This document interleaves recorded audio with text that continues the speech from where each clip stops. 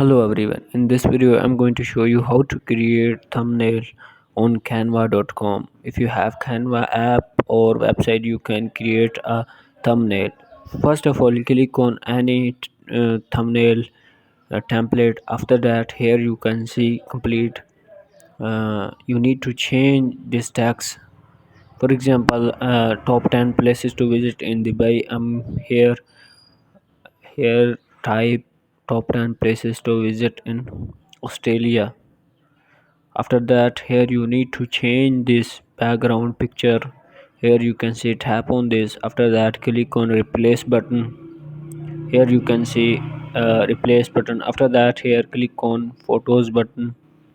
Here you can see. After that, click on after that, here type on search bar Australia. Here you can see Australia. Now search Australia. You can also choose any picture you like.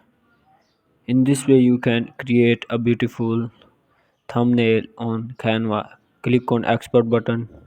Here click on download button. Here click on download. Here again click on download. In this way you can create ready-made you can create thumbnail on Canva. Thanks for watching this video.